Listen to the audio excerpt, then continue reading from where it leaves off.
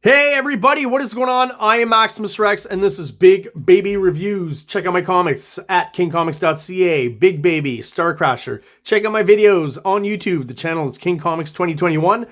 My Instagram is MaximusRex13 and Facebook MaxRex and or Big Baby. So guys, today is Wildcard Sunday. We're looking at something a little bit different from our regularly scheduled videos during the week. We are looking at DEADMAN by Mike Byrne, Kelly Jones, and Les Dorscheid. Help me out with the pronunciation in the comments. This one's called Love After Death. And this came out quite early in the 90s, I'm sure. I'm not 100% sure. Let me double check that. Is there any kind of indication of when this came out? 1989. Okay, so just pre-90s. And I remember just hearing about this in early when I was collecting in the early 90s with Wizard, and there were images of this, and I thought it looked great and stuff, but it was just kind of weird, and almost, for some reason, maybe in the article it was put in with the Vertigo books and stuff. And I knew of Kelly Jones because at that time he was doing a lot of the Batman covers and he was kind of becoming popular doing that. But this series was always very underappreciated, never really took off. You know, I found the set for very cheap or I got it in a dollar bin. I don't remember which, but something like that. And these are in great condition, so they're just not moving much, but it's kind of a shame because there's some amazing Kelly Jones artwork, and that's what we're going to look at. That's what you're looking at right now on this cover. Some bold choices from this Les Dorscheid, again, Les in the colors, and that, you know, Deadman's costume is red, and we got that here, but then he's given us some like bluey purples and stuff for maybe where there would be a bit more shade, and it's kind of a bold choice, but I think it works and it's interesting. Adds kind of a weird kind of dark ambience to it, ambiance in French. So yeah, again, the focus for this is going to be on the artwork because it's I really want to highlight the Kelly Jones beautiful work here. He's inking himself, and again, I think the colors are pretty complementary. Let's have a look inside. And the basic, you know, plot is there's some sort of oh, look at this, just already starting off with that. Like, Kelly Jones just has a way of incorporating all sorts of like stuff from different art movements, actual art periods, not just comic books, but like, I'll say it here right away, this really, even though it's inked, I know by tools and stuff, it looks like an etching, right? That's what kind of the background, at least, and the Grim Reaper and stuff. So it looks super awesome. Master at design and like messing around with the cape and stuff, you know. Kind of like McFarlane, but in a different way. If you look at those Batman covers he did in the 90s and the way he uses the cape and twists it around and stuff, but kind of similar in a way. Just the aesthetic on top is not the same. Let's have a look inside, guys. Yeah, so with Kelly Jones, I know that sometimes I feel he's using photo reference for certain shots, but he's still exaggerating them and give them more dramatic shading and lighting and stuff. And again, at this point, Kelly Jones is pretty much fully formed, right? Like, his newer artwork is just as great. I don't know if there's been a huge evolution. It's almost like he's known the style from you know, very early on and has just kept it up. He was already excellent, right? I mean, if you look at, you know, this splash page here with DEADMAN, you've got all his tropes of like the shadows and, you know, the ribs and the longer legs, and the way he does the musculature of the legs is pretty distinct. The way he draws hands, very Kelly Jones, but, you know, twisted, distorted, but he can also do the very realistic background, right, with the cityscape and stuff, which is awesome and very evocative. Is this supposed to be Chicago? Is that possible? I'm not 100% sure, but isn't Chicago's on one of the Great Lakes, right? Let me know if you know for sure. And then just, you know, the story brings them into the woods and more organic materials, and then that's where Kelly Jones can really shine. And like, Kelly Jones is another guy, he's worked a lot with Sam Keith, right? Where the character's look is not necessarily consistent all the way throughout, but he doesn't care. It's like he's almost going for the expressionism wanted in each image rather than the character looking like himself all throughout, right? Like, there's this, obviously, you know, it's DEADMAN all the way throughout, but the face is inconsistent and changes. So here it feels maybe more photo referenced, I think. You know, here it's just kind of more comic booky. Again, here more expressive and trying to kind of, with the body, is describing his state, right? Like his body language is talking in that one. just the way it's so kind of grotesque too, the way he draws Deadman. I think I gotta say that it's probably, I've never had huge interest in Deadman. This is about as far as it goes with this comic, and it's mostly because of the Kelly Jones artwork. And I do think, in a weird way, his is, to me, the definitive kind of Deadman, even though he only did this miniseries, I think. I like how, when artists it takes time to draw an image. So like, he purposely wanted that ass to be perked up like that. For sure. That's on purpose. I was talking about Eric Larson's textures on yesterday's review. Yeah. So let's talk about Kelly Jones's textures. And like, I would never think to use this for pine trees, right? Or coniferous trees, as the grouping is called, the family. But I think it works really well here. It's kind of a soft kind of texture to it, but it works really well. All the different textures back here with the trees, the plants, the wood on the house.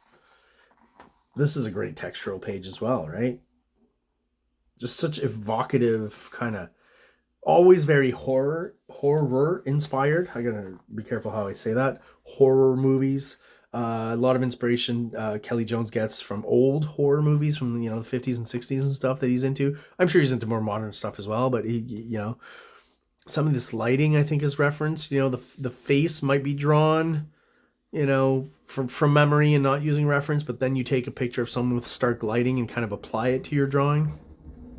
I feel like all that sort of stuff is happening with Kelly Jones. I've seen interviews with him, and he kind of explains how there's a kinship with Sam Keith. Those guys kind of work together in parallel, and there's similarities you can see.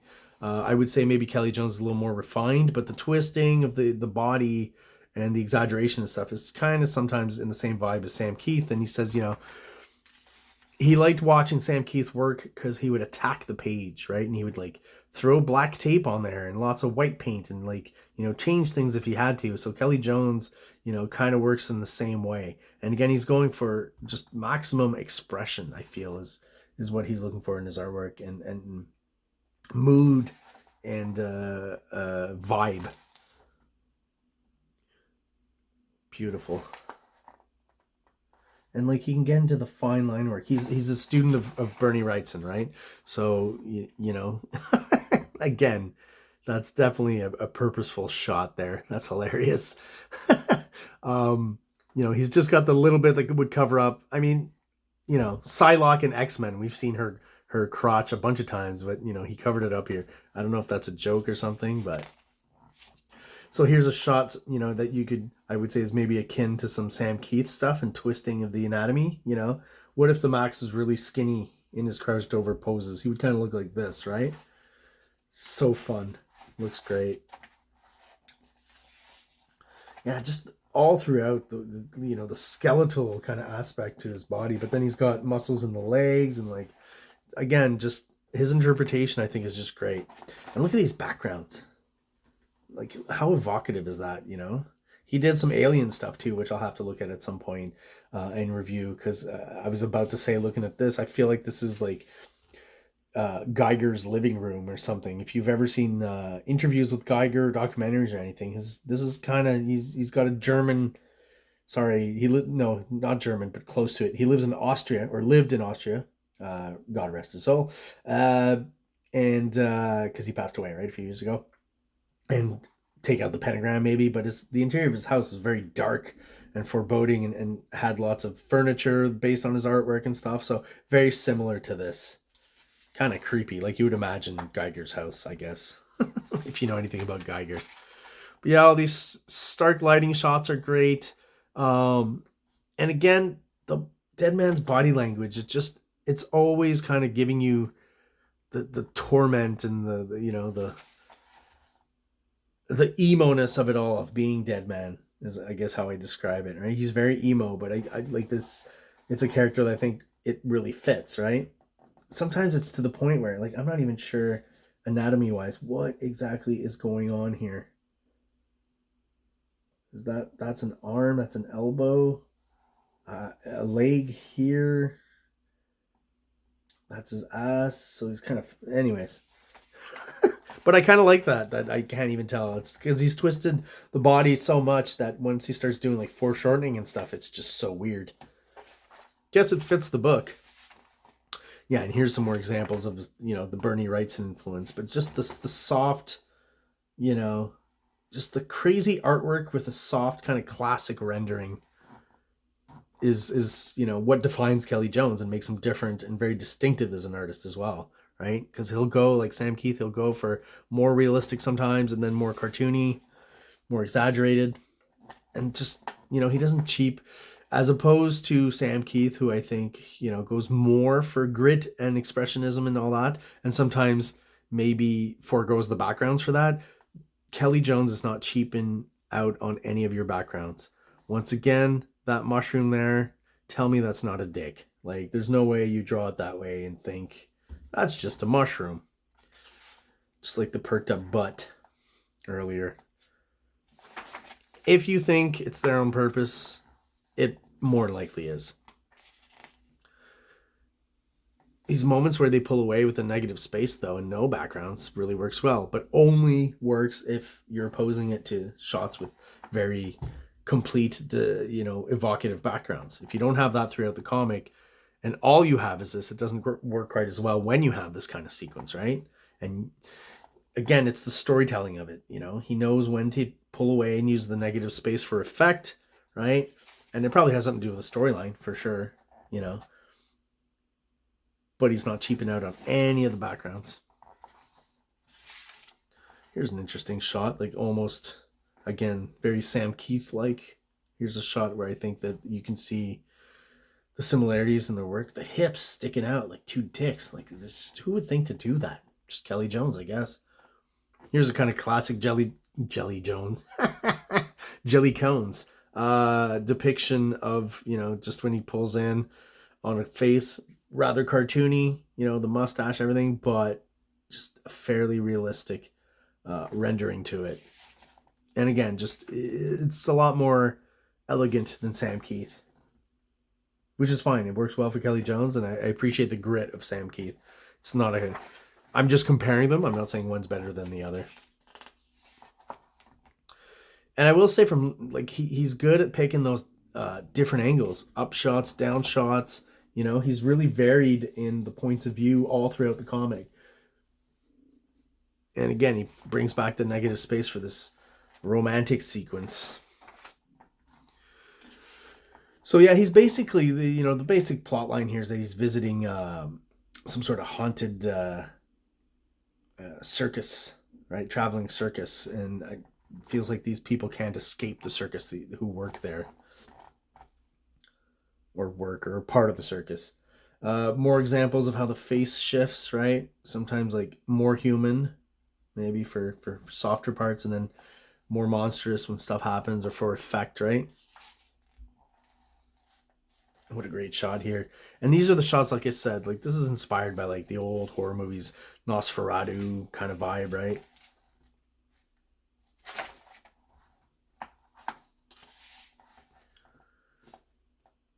I mean, I could go on and on about the art, and that's basically the point, but you know, you can see for yourself with your eyes, guys. And again, this series is, no one talks about it, so unpopular. Oh my, I better be careful there with the YouTube. Yeah, there we go. Can't show boobies. Like, what a great shot of this like goat demon or whatever it is. Like, awesome. Just the feathering, the shadows. Little details like the pokey nipple for sure, again on purpose.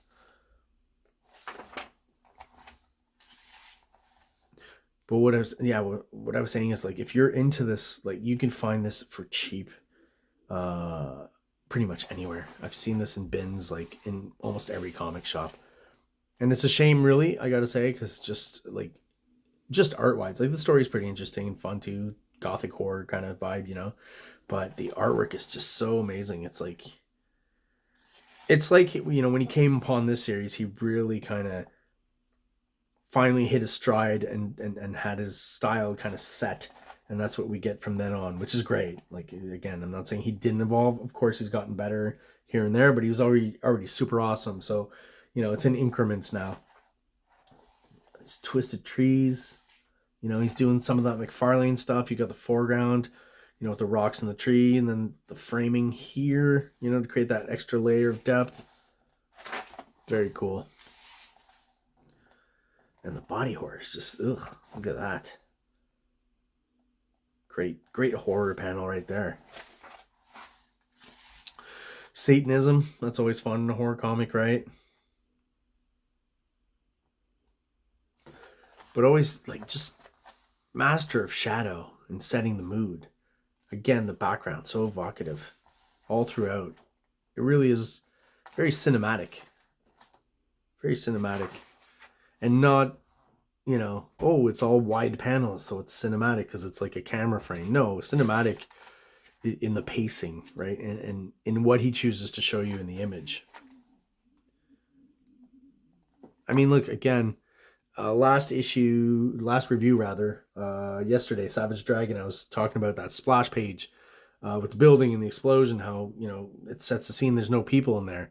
Here's a good panel right here where, you know, okay, you've got the guy in the back there, very minor element, but the actual image here, maybe this is from a picture, it's possible, but, you know, still drawn that inimitable Kelly Jones style. And, you know, this is one photo reference is like, I don't think he traced this. He may have traced the basic elements, but then the rendering and stuff is all him. Yeah, I'd have to think that's photo reference, but well done. Well integrated into his art style, into the comic. You know, it's not jarring when you get to that. And look at just the lighting and the coloring on this page, I think work really well together, right? These kind of blue hues for the darkness really work well. Again, that's probably, this is like a shot that I feel is photo referenced, right? Just to get all the right lighting on the hand is tough, and parts of the face that are showing. And nothing wrong with photo reference, nothing at all. So the fat lady just ate a dude. What a wild romp this one is.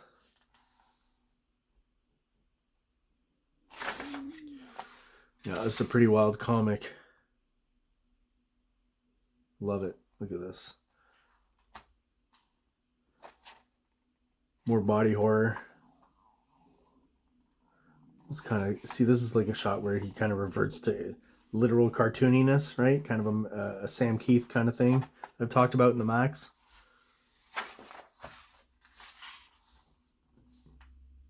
Is she supposed to be naked? I feel like she is. Interesting. Yeah, I could spend like hours and days looking at this artwork and just kind of finding little details like that.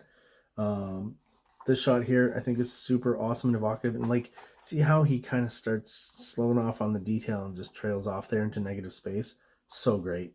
You know, what that's doing is that's creating that sense of an open space off to your left and a much more, you know, cloistered kind of claustrophobic area as you move into the woods and darkness, right? Light and dark. Pretty obvious, but super well done. Super evocative.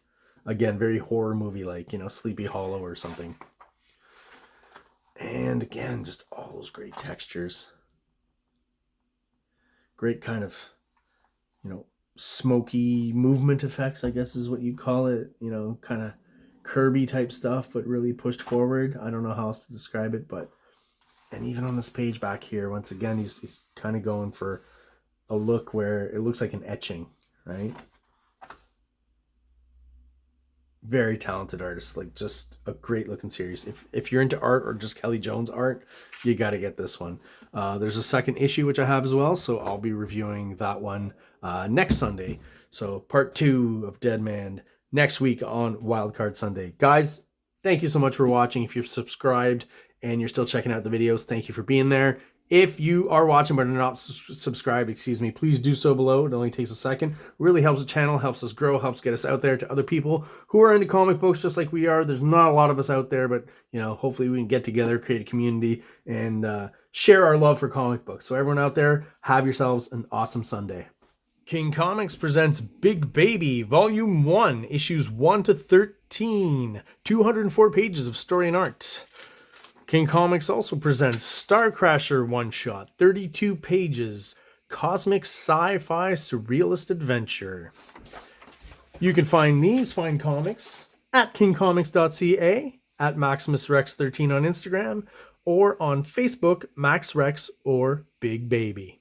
Like, subscribe.